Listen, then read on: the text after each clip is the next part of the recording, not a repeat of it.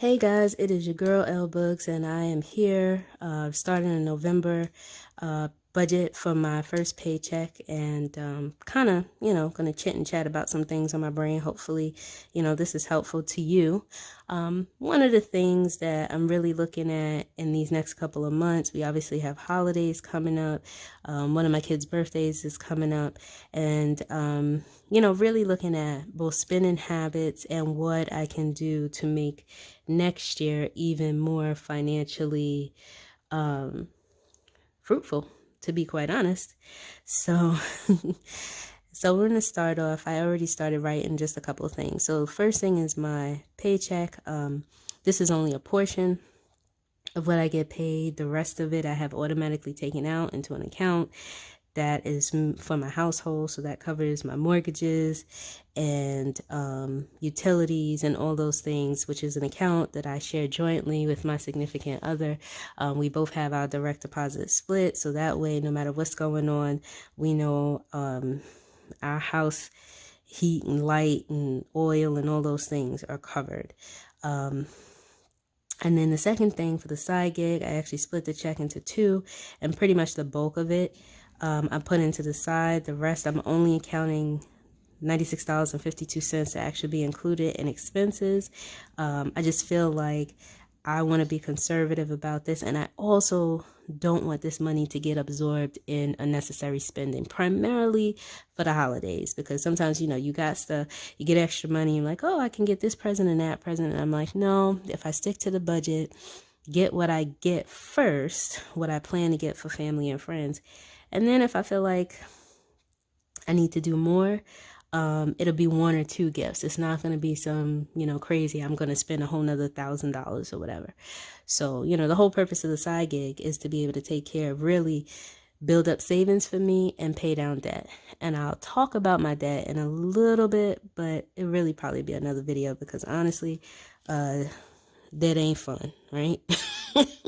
And we trying to stay focused and positive. So this paycheck date is the 5th. And so, like I said, I start out with giving for about $40. And this is to support fundraisers and different efforts that come up, whether it's at my kid's school or just someone needs something. I like to have. We've been blessed to, have health, still have jobs, and I feel like, especially at this time, we got to help each other. So if, folks in our immediate circle, in our community, come through and they need something, or we just feel compelled to give, we just give. So it is what it is. Then we have co-pays. So that I budget at $50. I do have a flexible account that allows me to get that money reimbursed, and they already take it out of my bank account. So we just make sure my checking, I'm sorry, they already take it out of my check, and I have to use it by the end of the year. But that money winds up being a couple of different things. My Apple storage, 99 cents. That's not a big deal. Google, $9.99. And in the beginning, I was like, why am I paying so much money? But you know what? It gives me access to what I want without having to really think about it. I don't really intentionally buy albums and different things like that no more. So, I think we all have some version, or most of us, let me not generalize, most of us have some version of a streaming service or something, so it works. So $5.29, this is actually for my children, saving up for college. So I basically, like I told you, I have two kids, and I have started saving for their college pretty much like the month I found out I was pregnant with both of them.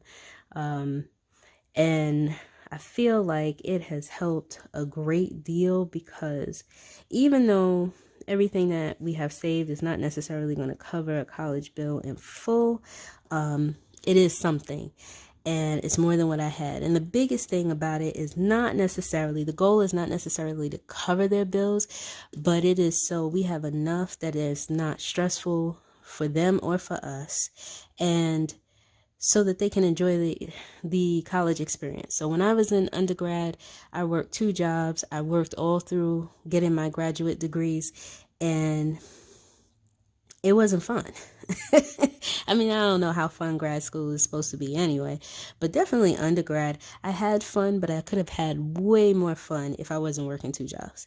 And I worked those two jobs and I had two majors so that I could leave school on time. I couldn't afford to do a fifth year or a half a semester. So that was like paying for summer school and, basically going to school year round for 4 years. And though I want my children to work, I really want them to work because they see the value in it and they want to have the ability to get what they want without having to ask me. I don't want my kids to have to work to be able to pay for school. So however we can help relieve that, this is what I want to do. And I also don't want my kids to have to go to school and incur mountains of student loan debt, which I have. Their dad has paid off his, so he's good. But I definitely have a six-figure student loan debt that I refuse to allow my children to have. So I'm going to save up as much as I can. We have been talking about it. We've been talking about the options that I wasn't aware of at the time, and really making sure that when they leave school, should they go to school, that they're in the best financial position possible when they've graduated and don't come out already in the negative.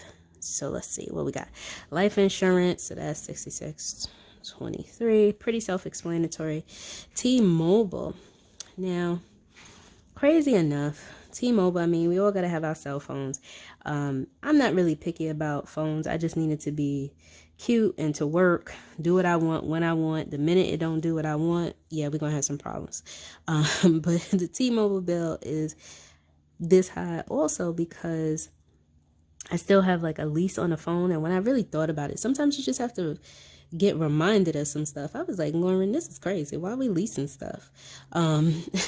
Like, let's just pay for it outright. And so I only have, a couple $100 left. But I definitely, I'm thinking about creating another sinking fund or putting this in my tech sinking fund so that if I should, when it's time for me to get another phone, I can just pay for it outright. Because I think it's like so crazy to be leasing something that is essentially so fragile. You carry it with you every day. The minute I get a crack and I want to send it back, I got to pay. Like, it's just too much. It's too much. I remember when phones didn't cost $1,000. Like, that's a whole nother situation because we do the same things, right? We just, talking, texting, and taking some pictures for the most part and some social media. But again, I digress. Riversource, that is another, what is that? Life insurance bill. Capital One. So your girl, that's very interesting. So your girl, I had a Capital One credit card forever, had a bill on that credit card forever, paid off that bill, and then incurred some additional expenses. Now, it will not get to where I had it, but my goal is definitely to get rid of, I think I have 1, 2, 3. I think I have 3 credit cards left. So my goal, once I see how the year falls, this side getting money that I'm putting aside, if everything goes to plan, is to knock out those 3 credit cards either right before the end of the year or soon as we get into the new year in January. Because credit card debt too, that ain't sexy. I mean, points I guess make sense, but if you don't have discipline, and I'm kind of 50-50 with the discipline, like some days I'm good, some days I'm not so good. Hence the Amex bill. So I have $600. Now my bill is definitely not $600, but I am aggressively trying to pay that off too. So I just budget, and that's part of a debt snowball. So when I paid off the other smaller credit cards, the amount that it left me with now is, even though the Amex bill is not the next smallest credit card bill, it's actually my highest credit card bill. But because it is so significant, I felt like, let me just throw everything towards the Amex and just get rid of it. And kind of along those lines, I have Best Buy. This seems like the credit card Paycheck. And my Best Buy bill is super small. It's like a couple $100 on that. When we all had to quarantine and start homeschooling, I realized that my little one did not have his own technology. In the beginning, when things immediately shut down, we just took turns letting him use stuff. But now they're only in school a couple days. And I mean, that's just what made sense for us. So, if you were able to keep your kids home more power to you, for 5 days a week. And everybody is their own choice. But I had to invest in some technology specifically for the baby, so that the big one, my teenager, could do what she needed to do and not felt like she had to share her laptop. And then their dad and I could do what we need to do because we were all working from home. So I incurred a fairly small Best Buy bill, which is almost paid off. So that'll definitely be gone before the end of the year. Daycare. So this is really like daycare / babysitting. If stuff is going on at work and I really need someone to watch him, again, I try not to burden my teenager with that because she goes to school and she goes to work as well. So it's not her job to take care of those things. I mean, as a big sister, she will do it. Don't get me wrong. She was awesome when things first went down, but I like her to be able to have her own downtime. So, we're blessed again to have the money to pay someone that will not only watch my son, but also help him with work if need be. So, again, I'm accept the blessing. Emergency. So this is actually my emergency fund. The reason why this is here is because I have this money automatically taken out of my account, and the same thing with my contribution to my Roth IRA. This comes out on the 15th. I have this money automatically come out. Now it's only $25 for the Roth and $100 for emergency fund. This is just so that we have something. This is not all of my investment or all my savings, but for me, things have to be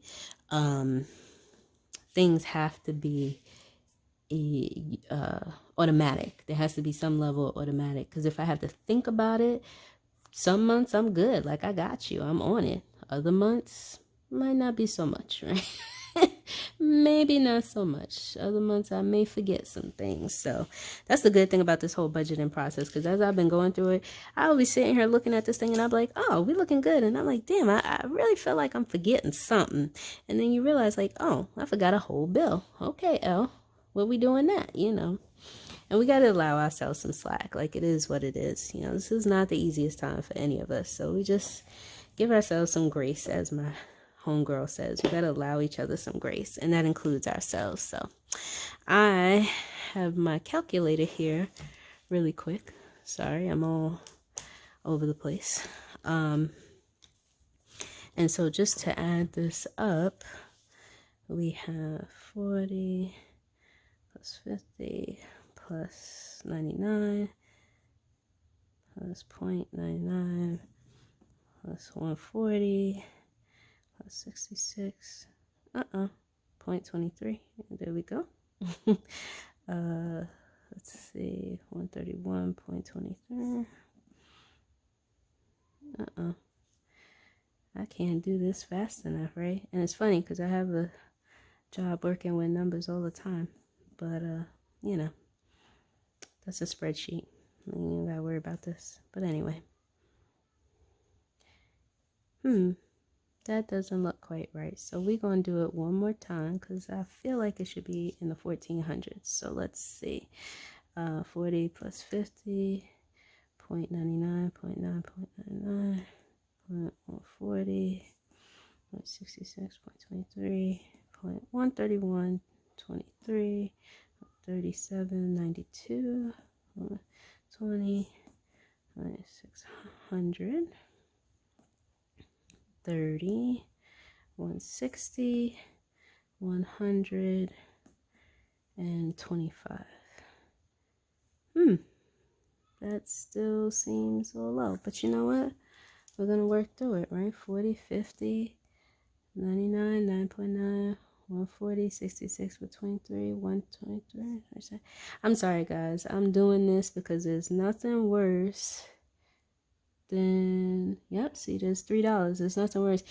I have a degree in finance, and sometimes when the dollars don't look right, it don't make sense, right? So what did I add? $3. So we're gonna minus 3 equals, and then plus 30. There we go. So I had a feeling. I'm like, this should be about $1,400. I don't know what I don't know, but I know stuff. You know what I'm saying? So, and I know when coins are supposed to look a certain way. I may not have the exact amount, but I have an idea. Okay, so now we are going to subtract that from our total, and we get 560.96. Nice. All right, let me put this back up. And then, excuse my arm for a minute. And then next thing I'm gonna do, because I like my iPad to be over here. All right, and so the next thing, now that we have expenses, you know, we got to go into our cash envelopes and our sinking funds. So your nails, my nails, look, non-negotiable, gotta happen. My doctor visits, so that is 60. My hair, and it's coming up for some holiday styling, so you know we're gonna need that. Eating out, I have it at 30. I have been pretty good. I have to tell you, the envelope system, sometimes it could be a little extra, because I'm so used to swiping a card, but it feels really good to look at an envelope and see you still have some money there, or if there's nothing there, to know that you were actually, you know, again, intentional and thinking about what you were getting. I know that there was no random eating swipe. That's for sure. There was no random eating swipe. So now out of that 560, we take away the 230, and that leaves us with 330.96. And then finally we go to our sinking funds, and so let's get started with that. Even though we are not traveling that much, I love travel so much that I refuse to take it off my sinking fund list or to stop contributing, especially as a family of 4. Travel's not cheap, although it might be cheap now with everything going on, but still. Car maintenance, because it is going to be time for me to take one of my cars, the car that my daughter's about to get. I have to take that for oil changes and a couple other things.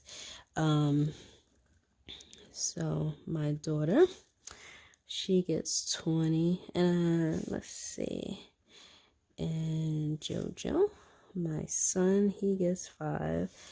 And let's see, Christmas's check, I believe I'm going to give it $100 just because we're getting so close.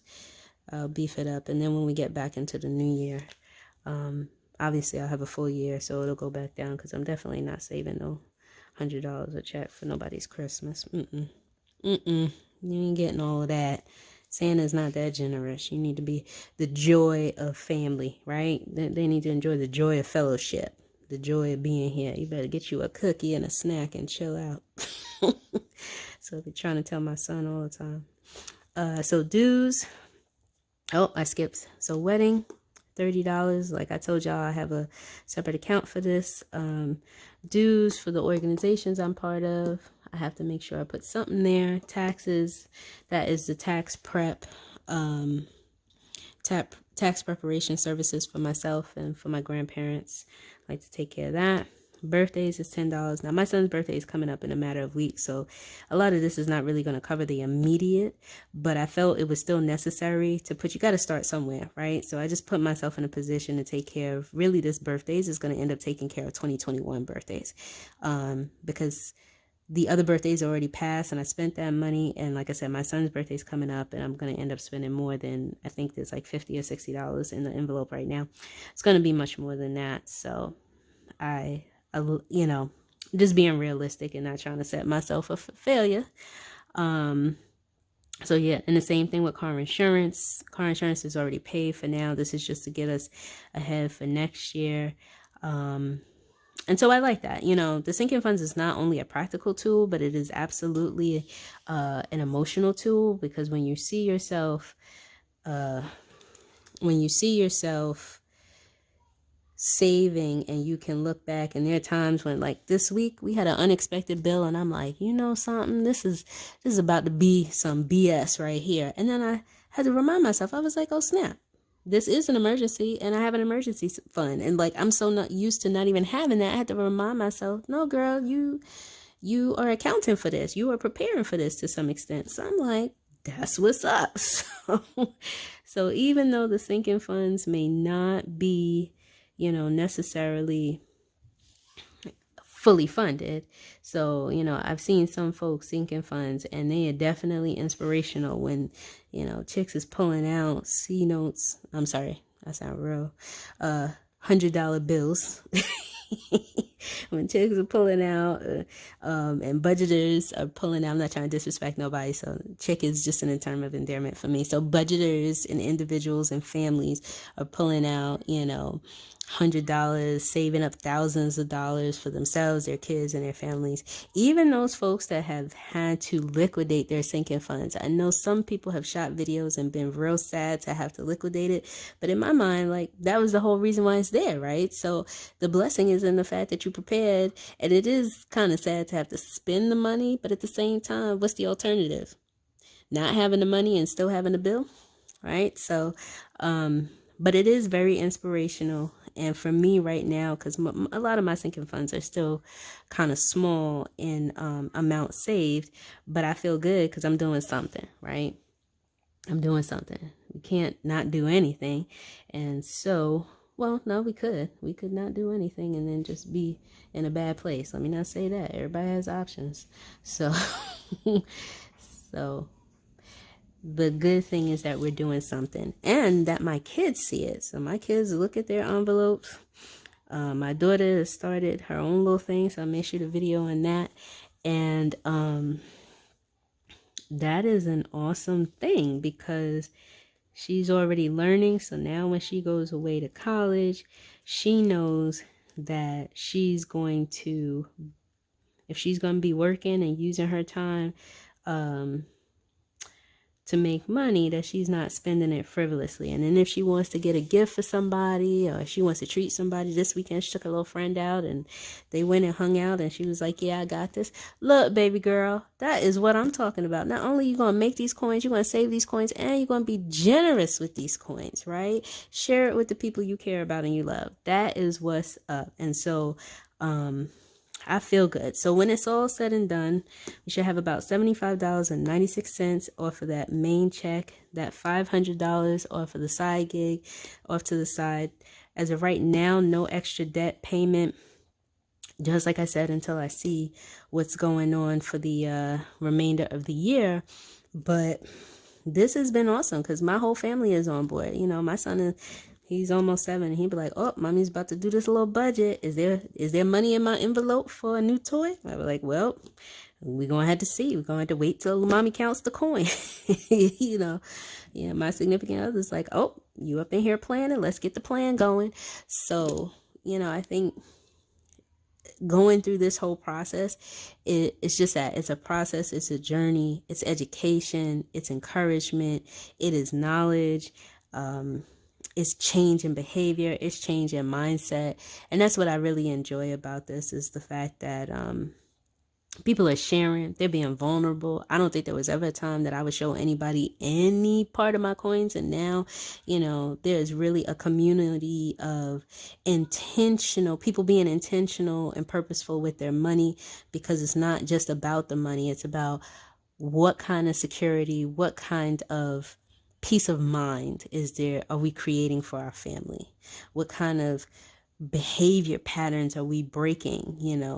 I want to get to the point where I'm not paycheck to paycheck, and I'm now 1 month, 2 months, 3 months ahead of all my bills. And so that's really my goal for next year, is to at least have 1 month of bills saved next year. And now when I'm doing my budget, we're just building up so that my expenses are on automatic. Like, we just gonna keep it moving, and then I can really start to look at aggressive debt repayment.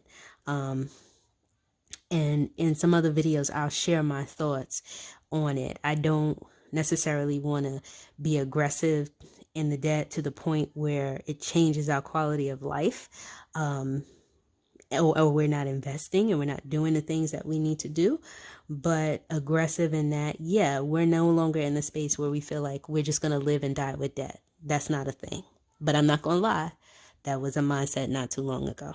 So it all starts with the mind. I hope y'all enjoyed this video and it is helpful. And like I said, if you do some things differently, please share some tips and tricks. I hope you enjoy my little chit chat, because it's hard for me to do anything without talking. So I ain't even gonna lie, like that's just gonna be me. And I hope everyone is safe and intentional about your decisions and enjoying yourself. If you haven't already, please subscribe, hit the like button, hit the little bell. I just learned about that, hit the little bell so you get a notification, and yeah, continue to share your positive energy. And for those of you who have sent comments and stuff, thank you so much for the encouragement, because it is not easy to be vulnerable and transparent on this platform. And so for everyone who sent a kind word and, is sitting here supporting one another, I appreciate you a great deal. And I definitely support you and what you got going on. So till next time, have a good one.